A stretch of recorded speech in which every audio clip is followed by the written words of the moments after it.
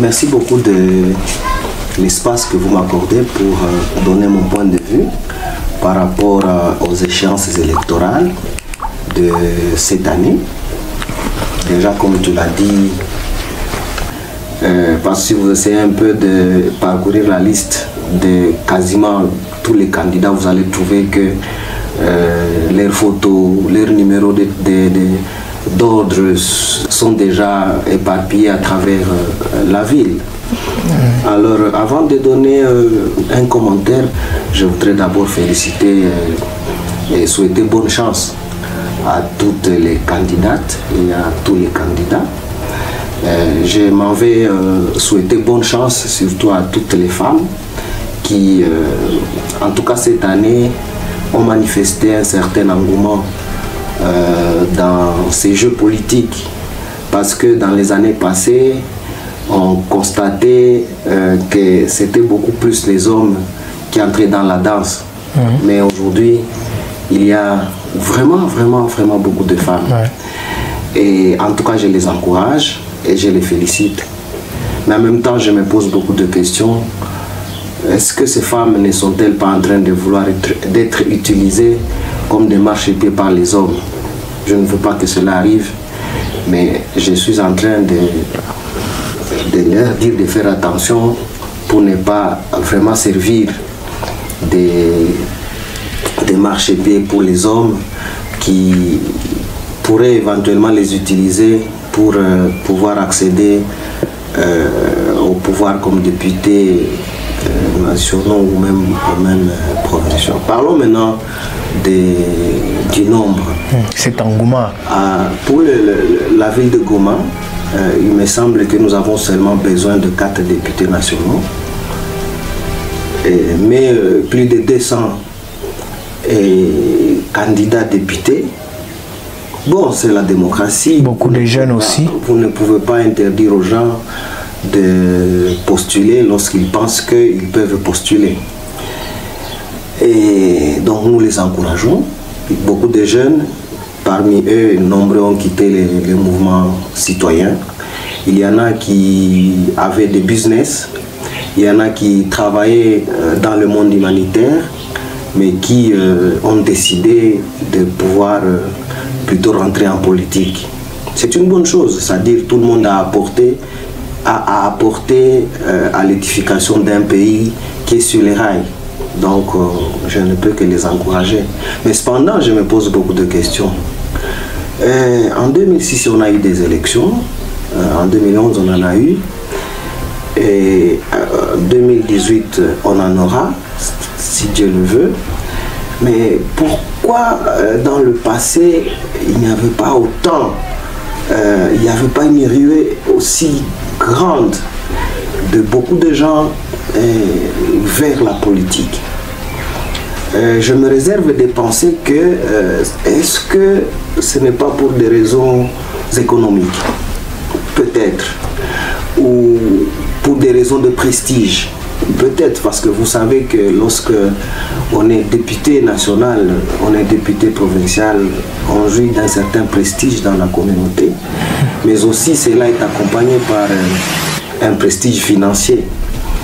Je n'ai pas beaucoup d'informations par rapport au salaire des députés, mais les rumeurs renseignent que les députés auraient des milliers de dollars. Est-ce que ça n'est pas ça la raison qui serait à la base de cet engouement, ou à cause de, entre guillemets, le chômage? Et selon vous, vous avez fait des recherches, vous êtes citoyen, vous êtes aussi proche de certains qui se sont portés candidats. Et vous pensez, c'est quoi au juste le fait? Qu'est-ce qui leur motive? C'est de ça que je suis en train de parler.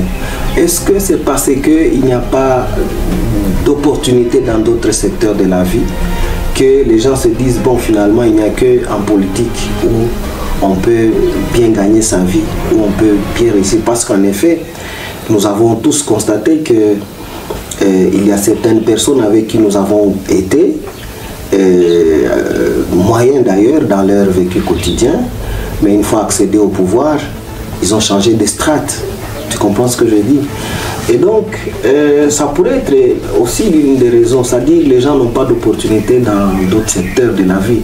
Vous savez, avec la guerre que le pays a connue, l'instabilité dans les milieux ruraux a fait qu'il y ait un exode rural assez poussé, que la plupart de la population se concentre dans les villes où il n'y a pas suffisamment de débouchés pour pouvoir gagner la vie. Et on voit les autres amis qui sont allés en politique, pas forcément comme députés, mais peut-être par des postes de nomination, mais qui s'écartent déjà de la vie moyenne des autres et qui deviennent en fait dans une sorte de classe un peu supérieure aux autres. Et les gens se disent, bon écoutez, pourquoi pas moi-même je ne peux pas aller là-bas. Donc ça peut être vraiment l'une des raisons principales, et je n'ai pas de pierre à leur jeter. Est-ce que, selon vous, est-ce que vous pensez qu'ils ont été préparés pour ça?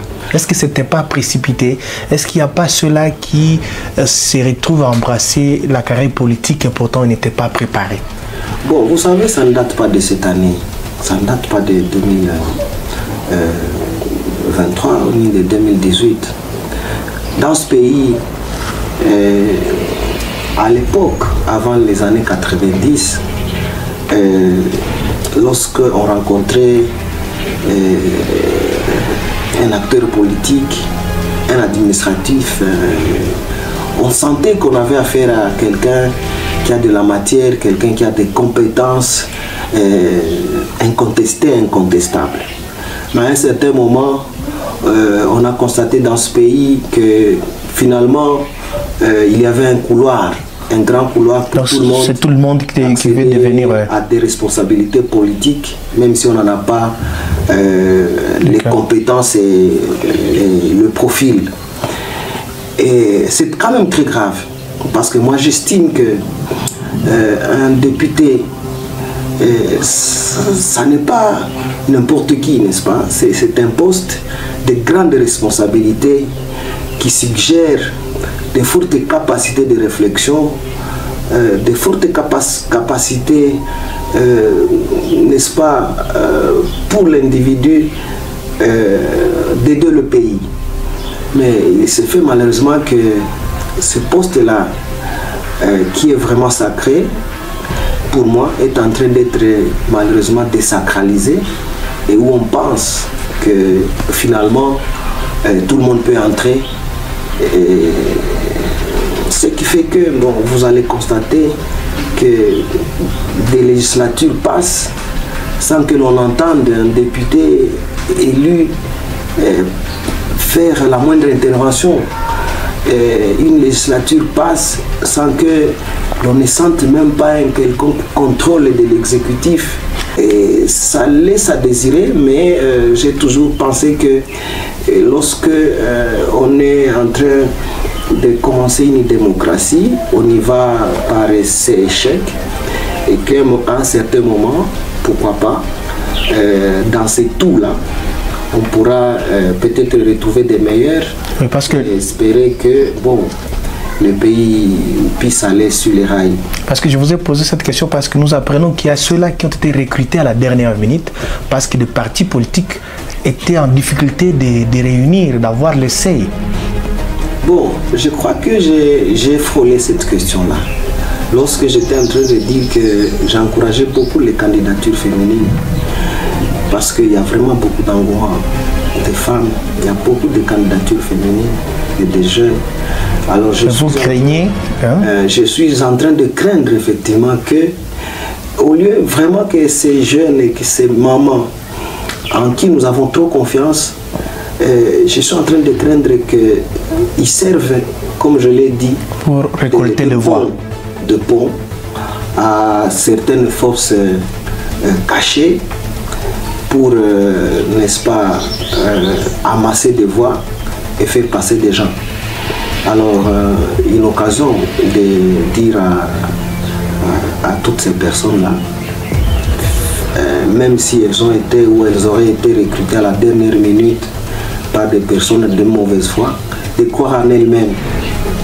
Parce que dans la vie, il n'y a pas que la compétence, hein, il n'y a pas que l'intelligence. il y a également le destin.